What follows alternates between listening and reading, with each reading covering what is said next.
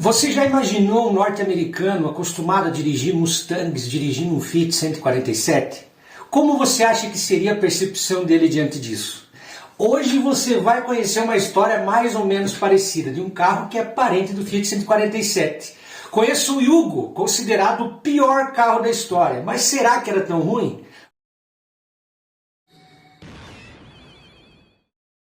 Fala galera, como que vocês estão? Tudo certinho? Tudo tranquilo? Hoje eu tô aqui para atender um pedido aí de um seguidor do canal, Another Wreck, tá escrito ali o nome, eu sou ruim em inglês pra caramba. E ele pediu para que eu falasse do Yugo, né, o considerado pior carro da história já feito. E eu confesso para vocês que eu conhecia já uma certa, né, até certo ponto a história do Yugo, mas durante essas pesquisas eu pude aprender muito mais, então acho muito legal isso que a gente vai aprendendo juntos, né? Então já se inscreve, deixa seu like se você gosta desse tipo de conteúdo, por favor se inscreva no canal, vamos crescer essa comunidade e bora lá então. Para começar essa história eu preciso falar de um cidadão chamado Malcolm Bricklin. Malcolm Bricklin era um cara que era apaixonado por carros, ele sempre teve a ideia de levar para os Estados Unidos um veículo que se popularizasse. Inicialmente ele fechou uma parceria com uma empresa chamada Fuji Heavy Industries, que era japonesa, para levar para os Estados Unidos uma moto, né, uma motoneta, né, um scooter que se chamava Habit. Tá? Ele abriu uma concessionária dessa moto lá nos Estados Unidos.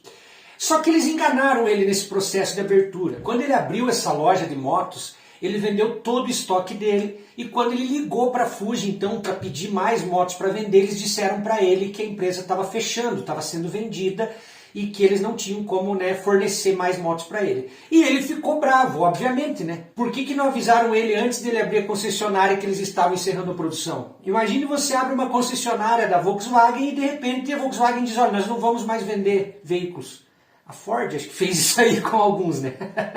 Você ia ficar bravo, né? Então, o Malcolm fez a mesma coisa, ficou bravo, decidiu ir então até o Japão para falar com os donos dessa empresa. Quando ele chegou lá, ele propôs, olha, eu compro toda a linha de produção de vocês para produzir essas motos lá nos Estados Unidos porque está dando muito certo. Mas ele não conseguiu comprar essa fábrica.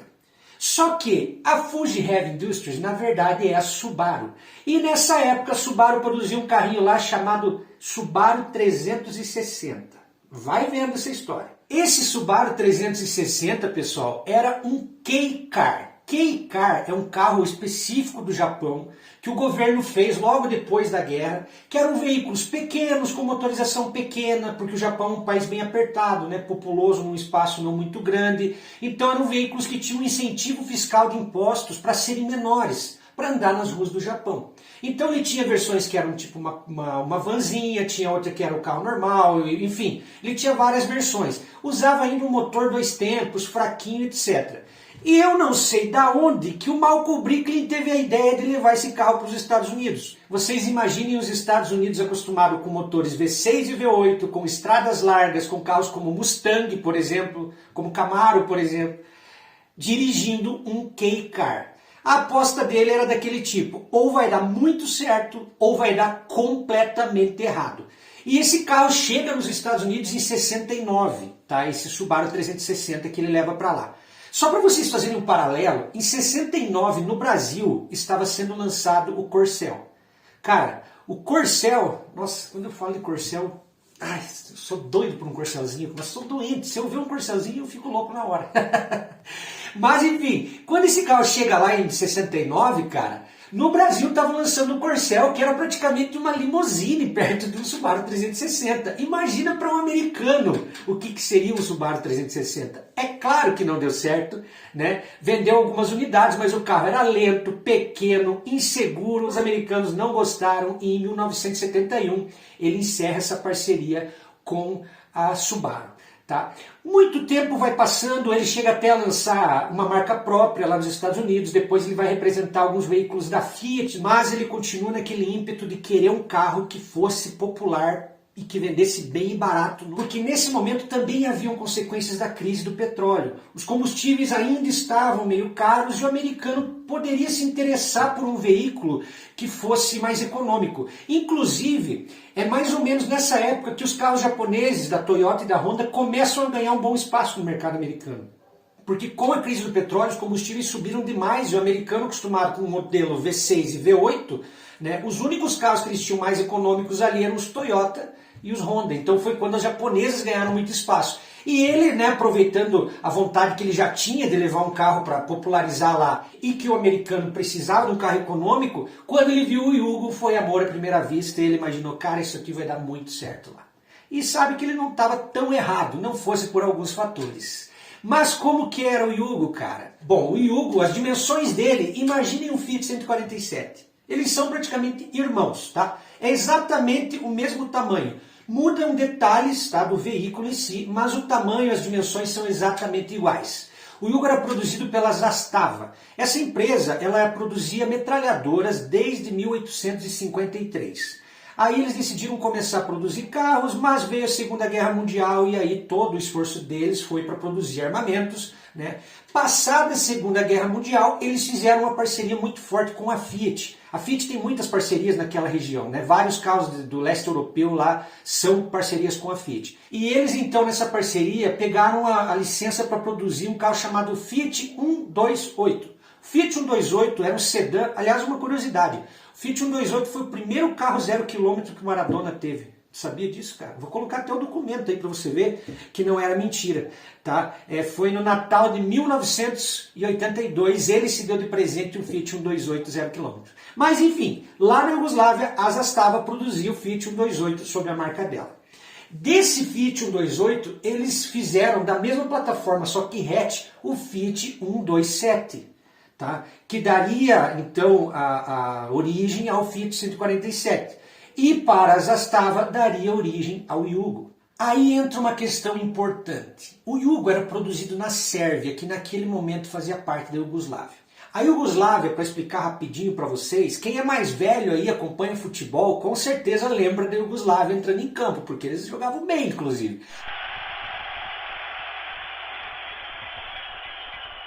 Jajic again. Gotta watch these crosses. Hakimovic asks Oblak. And a beautiful goal! What a goal from Oblak! Oh, what a man, screamer! Aliás, o jogador Petkovic, ele nasceu na Iugoslávia, né? Ele é sérvio, mas ele nasceu quando ainda era Iugoslávia. Hoje não existe mais.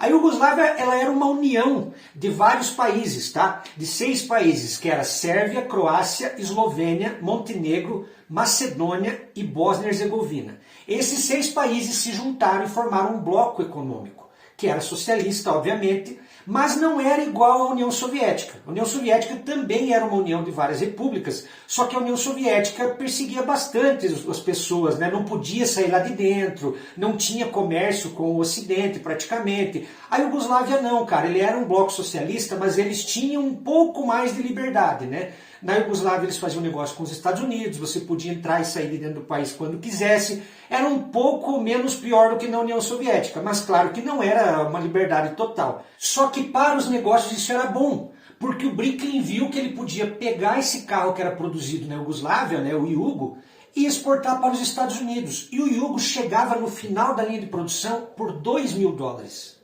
Era o custo do Yugo. Então o que ele pensou? Cara, eu pego esse carro aqui por $2.000, levo para os Estados Unidos, eu vou vender lá por $3.990, ele vai ser o carro mais barato dos Estados Unidos, né? E quem que vai comprar? Jovens que têm pouco recurso, pessoas que ao invés de querer um carro usado vão comprar um carro zero, né? Um Yugo 0 km, e famílias que até têm veículos V6, V8, mas que precisam de um carro menor ali para fazer, né? Para ir num banco, para ir numa panificadora, alguma coisa. O cara quer um carrinho menor ali, né? Mais econômico e tal, não quer ter que tirar aquele jipão na garagem toda hora. Então vai dar certo, vamos fechar parceria. Ele então visita a fábrica da Yugo para ver como que são as condições e tal, e cara, é meio assustador o que ele relata inicialmente, né? Segundo eles, o padrão de produção deles era assim, desesperador de se ver. Os funcionários trabalhavam fumando, entravam dentro do carro com os pés sujos, com os aventais sujos, não havia padronização nos veículos para produção, a fábrica em si tinha o chão todo engordurado, não haviam normas assim de segurança de trabalho praticamente nenhuma. Tem uma passagem dessa visita que é bem interessante, que eles observaram um cara montando a porta de um Yugo. E que esse cara pegou a porta, puxou um balde de parafuso e começou a montar essa porta. Só que esse balde de parafuso era tipo aqueles balde de parafuso de ferro velho, entendeu? De oficina mesmo, que a gente sempre tem ali um balde onde tem tudo que é parafuso que você possa imaginar. Entendeu? Você não acha dois parafusos do mesmo tamanho ali dentro. Cada um é de um jeito. Você tira de um carro, joga ali, tira de outro, joga ali e vai ficando. Né? Então, cara, para montar aquela porta, o cara usou, tipo, tudo parafuso diferente, não tinha nada de padrão, nada. E, cara, isso é lógico, né? Que você olhando aquilo, você já imaginava que o americano não era acostumado a pegar um carro produzido nesses padrões. Mas ele conversa ali com a fábrica tal e consegue fechar mais ou menos uma ideia de melhorar esses padrões de produção para levar o Yugo até os Estados Unidos. E assim ele abre a Yugo Cars Inc. em Sun Valley, na Califórnia.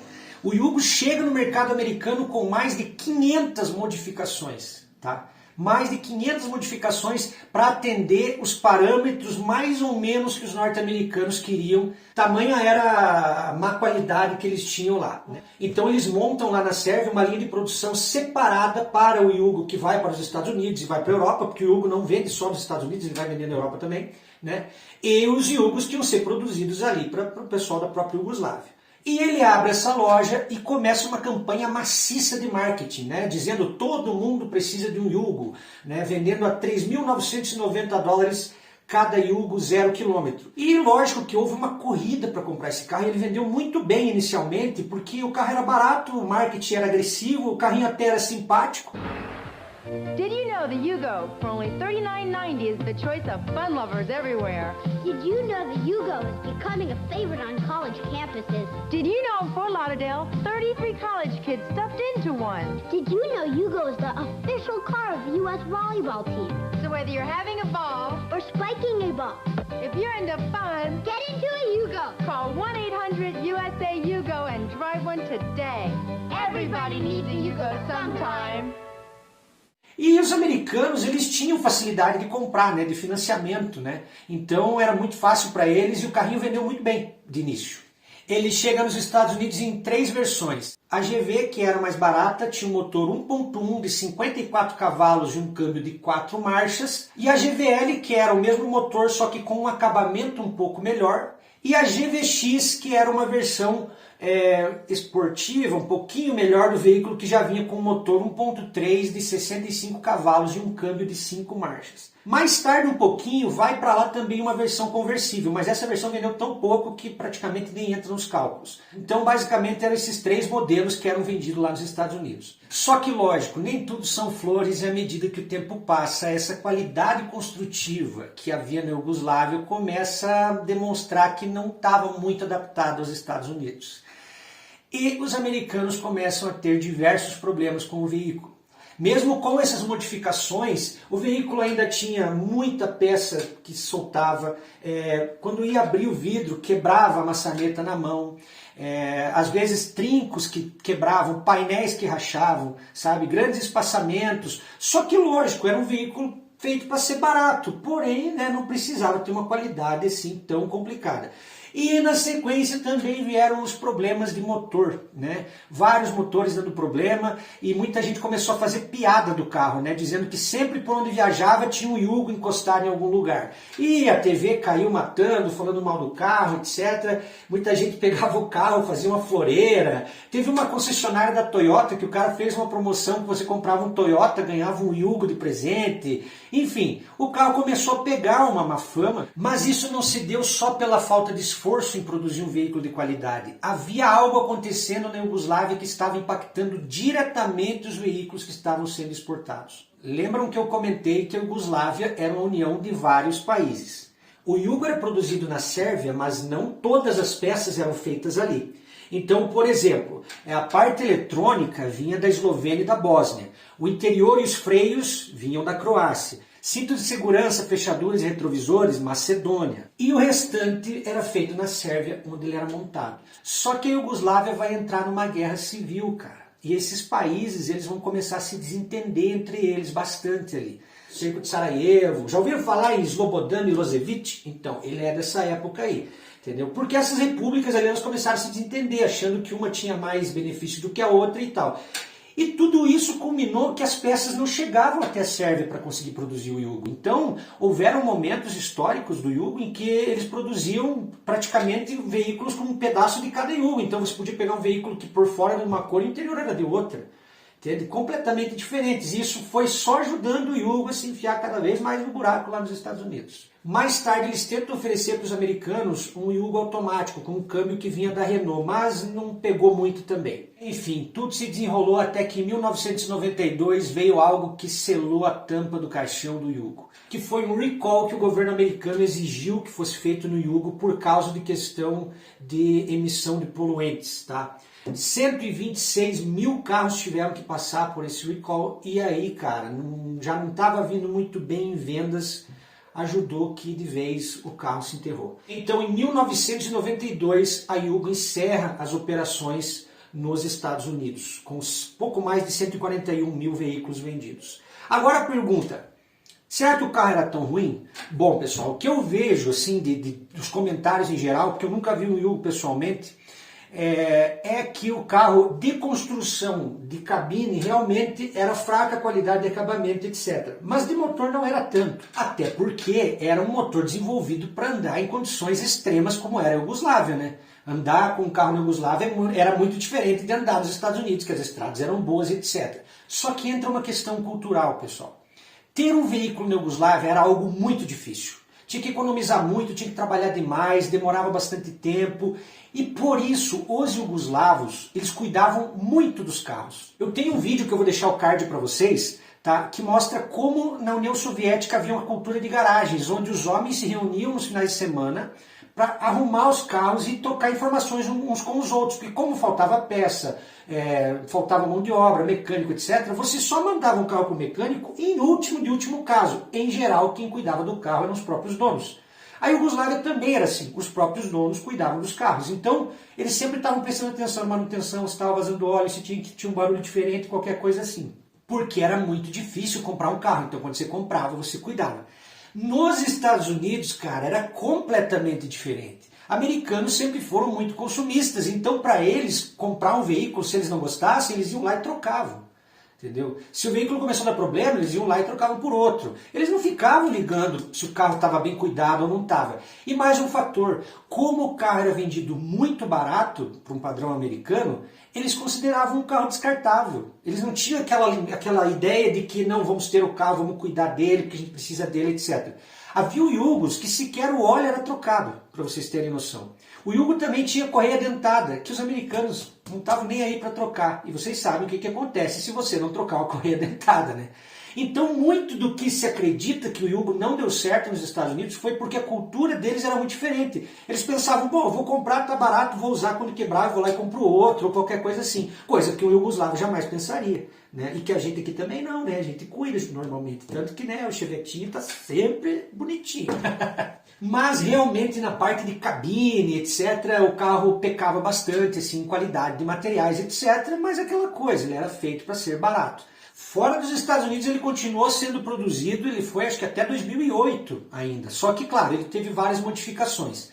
Né? Em 99, por exemplo, a OTAN bombardeou a fábrica da Zastava, o que comprometeu muito a produção dele, mas a OTAN bombardeou porque, se vocês lembrarem, a Zastava produzia metralhadoras também, né? Então a OTAN bombardeou justamente para não ter mais armamentos ali sendo produzidos.